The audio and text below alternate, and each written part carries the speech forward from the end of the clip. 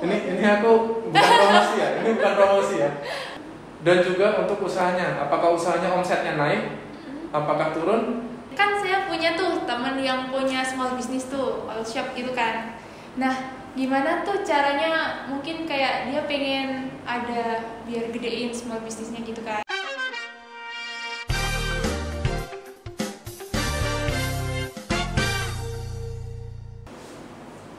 Hai, selamat datang di Podcast Cempaka, podcast persembahan KPPN Mangapura untuk Anda. Kali ini bersama saya Tiara sebagai host. Nah, di podcast episode kali ini podcast akan membahas tentang pembiayaan ultramikro. Untuk membahas hal tersebut, kali ini saya udah mengundang nih seorang narasumber yang luar biasa di KPPN Mangapura. Halo Mas Dika Ganang. Halo. Apa kabarnya Mas hari ini? Baik. Udah booster kan? Oh, udah dong. Alhamdulillah, sip. Nah, kali ini Mas, sebenarnya saya tuh mau membahas tentang pembiayaan ultramikro nih. Kalau dari ultramikro sendiri itu pas saya ingat-ingat lagi nih, artinya tuh sebenarnya usaha yang dimiliki oleh perseorangan untuk membiayai kehidupan sehari-hari. Nah, tapi ada kata pembiayaannya tuh Mas, pembiayaan ultramikro. Sebenarnya saya bingung sih, apa sih artinya itu pembiayaan ultramikro? Oke. Kalau kita ke pembiayaan ultramikro ya. Jadi ultramikro sendiri itu kan sebenarnya usaha yang dikategorikan sebagai usaha mikro. Nah, mikro sendiri itu sebenarnya ada klasifikasinya menurut Kementerian Perekonomian. Jadi kalau dia misal usahanya yang besar, skopnya besar itu ada klasifikasinya sendiri. Kalau misal dia skopnya menengah ada klasifikasinya sendiri. Kalau mikro ada klasifikasinya sendiri. Nah, seperti itu.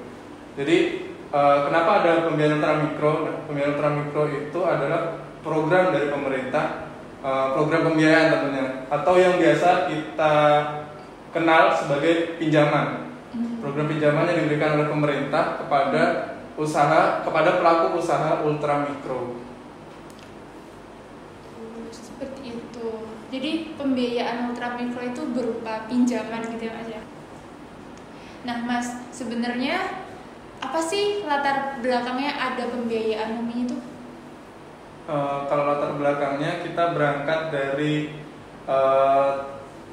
pelaku-pelaku usaha mikro yang jumlahnya sebetulnya lebih banyak dari pelaku usaha yang skalanya besar. Mungkin ada sekitar 69% atau 44 juta di Indonesia itu yang status usahanya itu masih usaha mikro.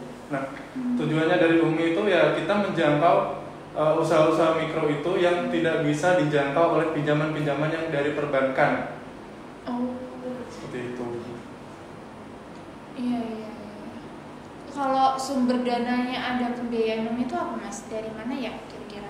Nah, kalau kita mau ngomongin sumber dananya, sebenarnya UMI ini kan sudah berdiri dari sudah ada sejak tahun 2017. Itu PMK-nya di 2017. Oh, lama ya? Iya, cukup lama sih kalau mungkin sudah 5 tahun ya kalau UMI-nya. Jadi kalau kita mau tahu sumber dananya, kita harus tahu dulu stakeholder yang terlibat di UMI ini. Nah, di sini tuh ada kurang lebih 4 stakeholder yang terlibat di UMI. Itu yang pertama ada BLU-PIP. Nah, BLU-PIP ini apa sih?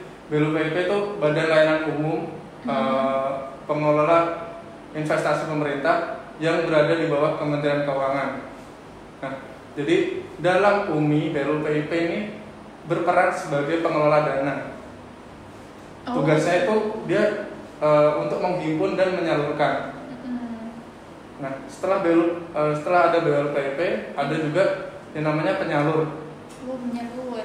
Ya, penyalur itu yang tugasnya untuk menyalurkan dana. Oh. Nah, lalu ada lagi lembaga linkage. Oh, beda ya sama penyalur? Beda. Jadi kalau penyalur itu menyalurkan dana langsung ke debitur, kalau linkage itu segampangnya itu seperti perpanjangan tangan dari penyalurnya. Oh, gitu. Oke. Nah, lalu yang terakhir tentunya saja ada debitur. Itu yang meminjam dari UMI itu. Oh, jadi seperti itu. Jadi ada 4 ya Mas tadi? Iya, ada 4. PNU, penyalur, sama lembaga linkage. Linkage sama debitur. Oke.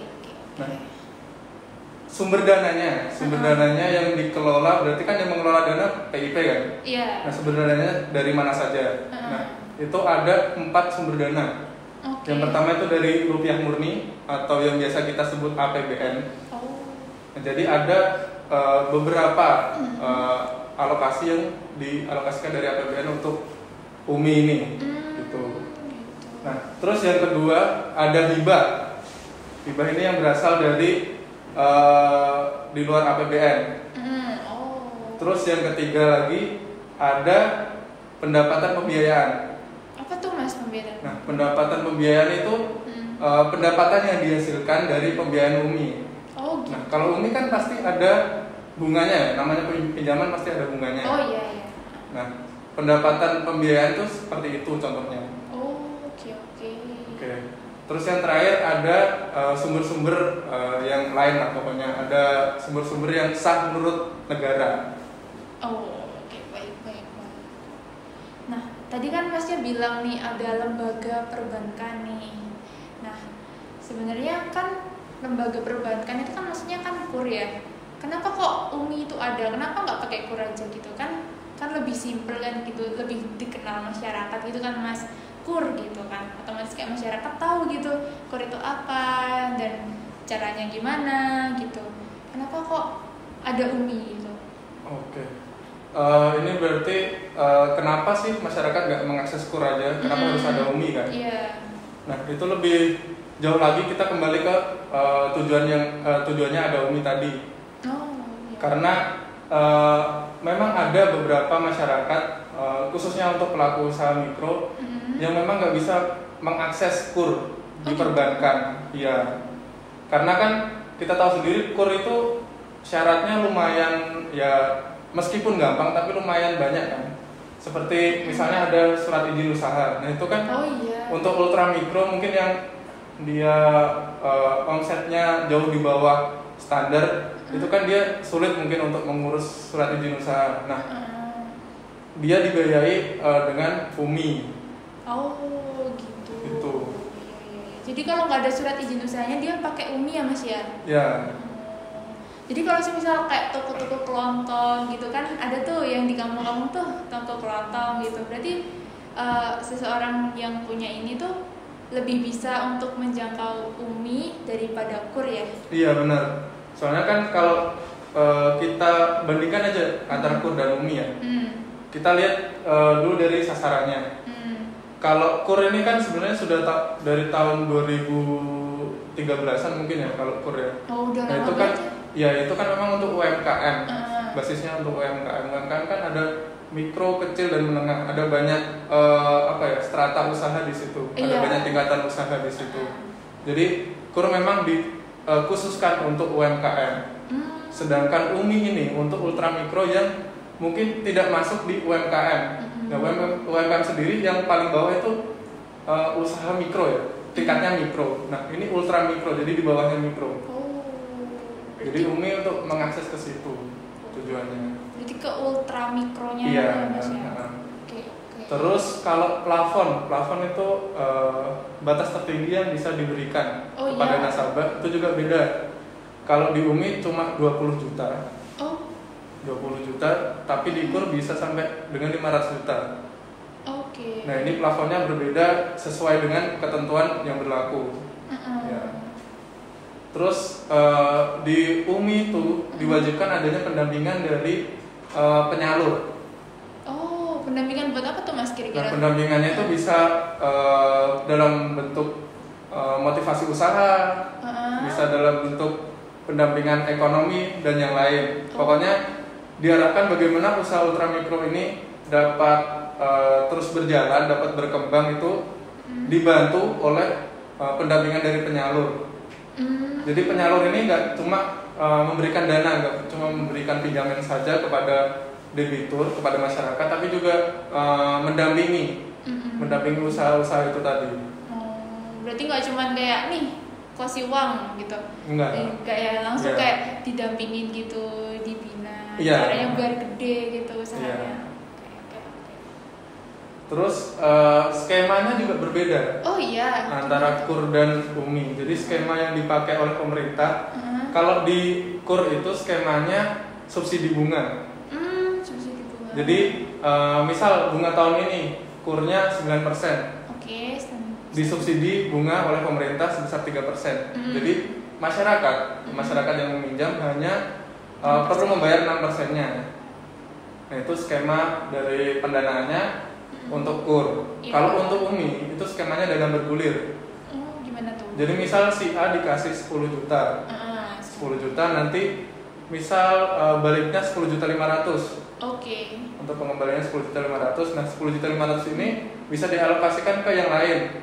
Setelah selesai pembiayaan ke yang A, bisa dialokasikan ke B, nanti B selesai dialokasikan ke C. Dan bunganya ini kan akan terus bertambah. Nah, ini dana bergulir tuh jadi sistemnya seperti itu. Dananya terus bergulir, terus berputar di masyarakat. Oh gitu. Nah Mas, saya mau tanya nih, kan saya punya tuh teman yang punya small business tuh, oil shop gitu kan. Nah, gimana tuh caranya, mungkin kayak dia pengen ada biar gedein small businessnya gitu kan, otomatis kan butuh dana nih. Gimana caranya dia itu bisa dapat pembiayaan UMI nih? Caranya gimana Mas kira-kira? Gimana, terus gimana mekanismenya atau syarat-syaratnya gitu ya? Iya. Nah, tadi kan kalau saya sampaikan kan KUR kan memang lebih ini ya, syaratnya lebih kompleks daripada UMI ya. Nah, kalau UMI sendiri sebenarnya lebih simple. Dia cukup 2 syarat. Yang pertama itu dia sedang tidak dibiayai oleh program kredit lain. Jadi dia nggak ada pinjaman kredit lain yang terdaftar di SIKP. Misal kayak KUR, kalau dia punya sudah tercover di KUR, dia nggak boleh mengajukan UMI. Oh gitu. Ya. Jadi dia harus memang tidak ada pembiayaan di kredit program lain. Itu yang pertama. Terus yang kedua adalah usaha dimiliki oleh WNI, dibuktikan dengan NIK. Oke. Udah cukup 2 itu aja. Dia punya usaha seorang WNI, terus nggak dibayar KUR atau kredit program lain, itu sudah bisa mengajukan UMI. Nggak perlu ada sertifikat gitu atau apa kayak bukti kalau dia tuh ada usaha gitu, nggak perlu. Jadi cukup gampang ya teman-teman 154 kalau kalian pingin melakukan pembiayaan UMI, mengajukan pembiayaan UMI, cukup gampang ya. Tapi bentar Mas, kira-kira ngajuinnya di mana ya Mas ya kayak gitu? Kan tadi kan udah dijelasin tuh. Iya. Gimana ya? Nah, jadi kita mungkin perlu lihat mekanismenya dulu ya. Kan tadi kita sudah mengenal BLU PIP, penyalur, linkage, terus yang terakhir debitur. Nah, itu sebenarnya satu siklus ya. Jadi di BLU PIP kan mengelola dana. Dia menghimpun dana yang masuk tadi, ada 4 sumber dana masuk, terus disalurkan ke yang namanya penyalur. Oke. Nah, penyalur ini pada tahun ini sampai saat ini itu kita mengenal ada 3 penyalur. Yang pertama ada PT Pegadaian, lalu ada PT PNM Permodalan Nasional Madani, yang ketiga ada PT Bahana Arta Ventura, PT BAF. Nah, ini juga ketiganya ini juga berperan di masing-masing bidangnya.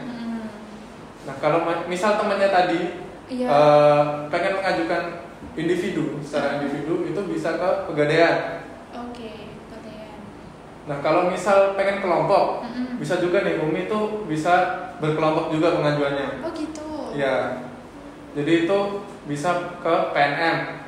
Oke. Nah, kalau misal dia pengen mengajukan di koperasi, itu bisa lewat PT BAF, Bahana Arta Ventura. Jadi Bahana Arta Ventura itu yang kita tadi kenal linkage itu di bawah PT BAF semuanya. Oh gitu. Jadi kayak kalau misal kita tahu koperasi apa itu menyalurkan UMI, itu uangnya pasti berasal dari PT BAF. Oh, khusus koperasi nih ya Mas ya? Khusus sebenarnya bukan koperasi, linkage sih. Oh. Jadi dia asalkan LKBB, lembaga keuangan bukan bank, itu bisa menyalurkan UMI seperti itu. Gitu. Tapi yang paling cukup mudah itu yang udah kita kenal tuh Pegadaian ya Mas ya? Iya sih, kalau misal untuk pengajuannya sih memang paling banyak Pegadaian. mungkin kalau untuk produk-produknya, produk-produk Pegadaian itu ada yang namanya kreasi Umi. Oh gitu. Ini aku bukan promosi ya, ini bukan promosi ya. Oh iya. Saya pegawai KPPN bukan Pegadaian ya, maaf ya. Oh iya. Jadi teman-teman bukan promosi ya. Mungkin nanti kita bisa next podcast sama Pegadaian nggak sih? Oh boleh tuh mas. Atau PNM atau siapa gitu kan? Oh iya boleh.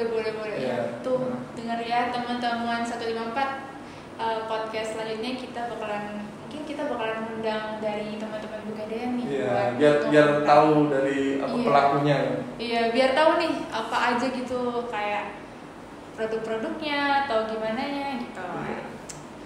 Nah, kembali lagi kalau Pegadaian itu yang saya kenal itu ada 3 tuh tadi kreasi Umi. Kreasi Umi itu untuk yang akad non gadai, untuk perjanjian non gadai. Jadi dia bisa berupa BPKB dan sebagainya.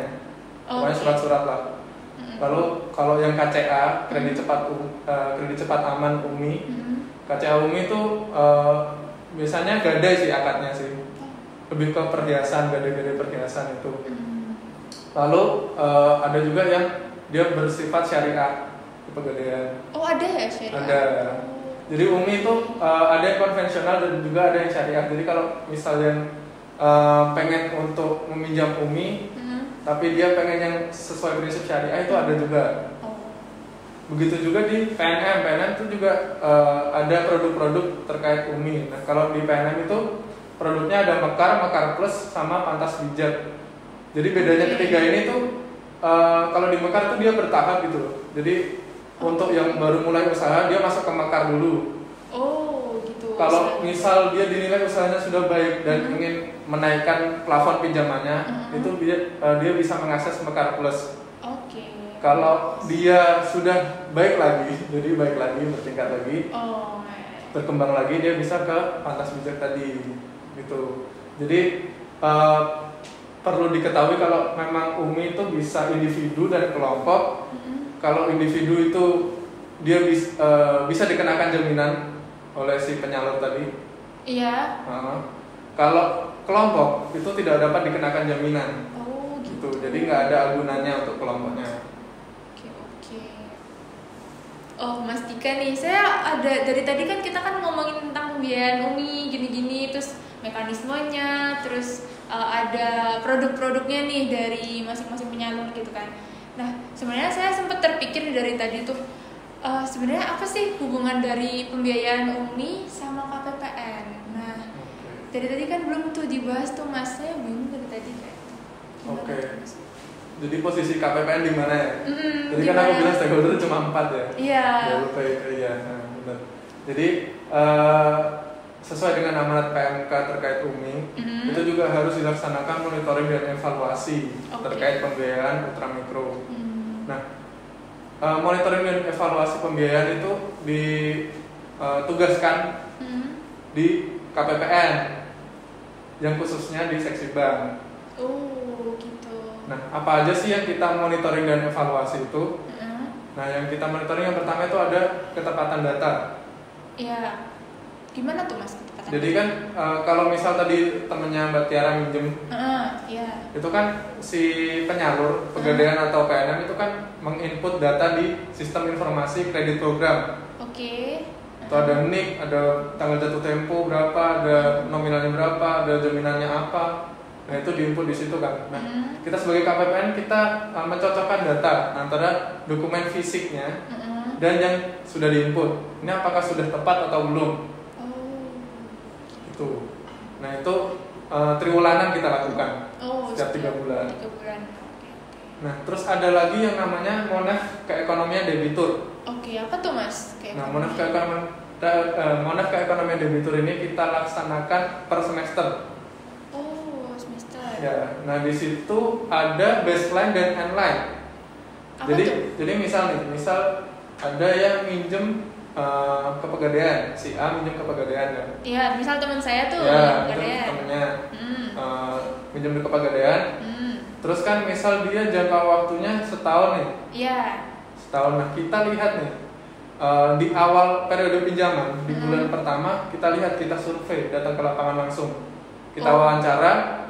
Nah apa sih isinya wawancara ini? Wawancara ini itu ditujukan untuk mengukur nilai keekonomian pribadi dan nilai keekonomian usaha. Oh gitu. Pribadi ini maksudnya kita lihat seberapa besar sih dia konsumsinya, dia sudah memiliki aset apa aja sih, berapa sih pengeluarannya per bulan, listriknya berapa sih, terus berapa sih anak yang ditanggung, ada nggak anak yang nggak sekolah gitu. Nah kita lihat di situ. Taraf pendidikannya seperti apa, terkait konsumsi permingguannya seperti apa, kita lihat. Lalu ada juga yang ekonomi usaha, nilai ekonomi usaha. Itu terkait usahanya, usaha yang sedang dibangunnya. Misal tadi kayak coffee shop, itu omsetnya berapa waktu awal. Oke. Terus kira-kira dia bayar gaji, dia punya karyawan berapa, total aset usaha berapa, seperti itu. Nah, itu untuk baseline. Jadi kita lihat dulu di awal pinjaman itu gimana sih keadaan dari debitur ini. Nah, nanti setelah 1 tahun, tadi pajaknya setahun ya, misalnya setahun. Nah, setelah setahun kita adakan survei online namanya. Oh, online. Ya, jadi kita lihat apakah UMI ini berdampak, baik itu untuk keekonomian pribadinya, yang konsumsi dan sebagainya, dan juga untuk usahanya. Apakah usahanya omsetnya naik, apakah turun, terus apakah asetnya itu naik, apakah ada pengaruhnya gitu. UMI ini apa ada pengaruhnya untuk debitur ini, untuk temannya Mbak Tiara tadi. Jadi itu yang diukur oleh KPPN. Jadi membandingkan ya Mas antara dari awal pinjaman sampai ke akhir tuh ada perubahan gak sih ekonomi debitur ini gitu ya Mas? Iya benar. Itu kan juga sebagai alat atau dasar untuk pembuat kebijakan. Oke, pembuat ini kebijakan. UMI itu sudah efektif belum sih? Apa aja sih yang perlu diubah? Sebenarnya plafon UMI itu juga sudah berubah, Mbak. Oh gitu? Iya. Gimana tuh? Dulu itu plafonnya 10 juta. Nah mungkin setelah kita ada Monef melihat ekonomi debitur secara langsung seperti apa perkembangannya, mungkin pagunya perlu ditambah. Nah sekarang pagunya ditambah menjadi 20 juta. Jadi kebijakan-kebijakan seperti ini yang diukur dari pelaksanaan Monef. Iya.